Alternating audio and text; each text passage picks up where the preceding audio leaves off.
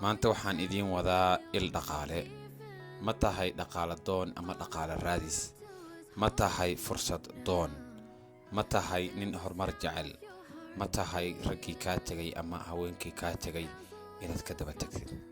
waxaa kaa dabangey kara nin ku dhaafay, waxaa kaa dabangey kara fikir fadhiya iyo alaab aanan gacantaada maahane gacan kale aysan soo marin oo aadan ka ahayn second hand ama third hand wax loo yaqaano, oo aad ka tahay alaabahayihii ama producti sameeyihii ama productive-ka qofka oo alaabaha soo saara.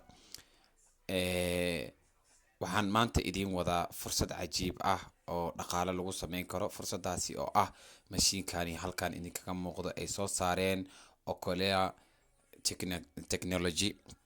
waa Okolea Technology waxa waaye qaybta dadka teknolojiyada ee soo saara mashiinada dalkani Kenya. waana wadankani aad iyo aad ayuu u dhismayaa, aad iyo aad ayaynan ilaha dhaqaale ay u furmayaan, halkii uu bulkeetiga uu ka yahay il dhaqaale mid ugu horeyso. maxaa yeelay dhismaha socda adigaba dhaayahaaga waa furan yihiin, ma fahantay?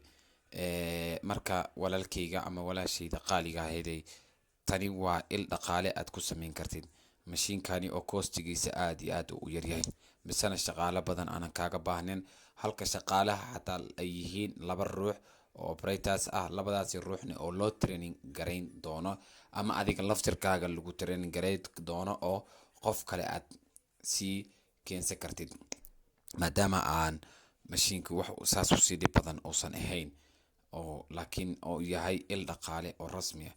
waxa kaliya aad u baahan tahay waxaa waaye inaad mashiinkani heshid, waana kaa caawin karaa qaabkaad u helaysid. waxa kaleeto oo lagaaga baahan yahay waa shameynta oo meel kasta taalo, jaay yar oo asigana sidoo kaleeta ah oo meel kasta yaalo wadanka, iyo carro yar.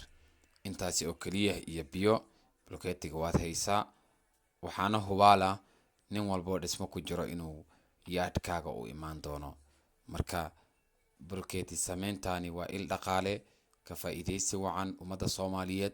aad kaga faa'iideynaya. adduunkan wax lagu kala tagay waa wax soo saarista iyo mashiinada in laga faa'iideysto teknolojiyada.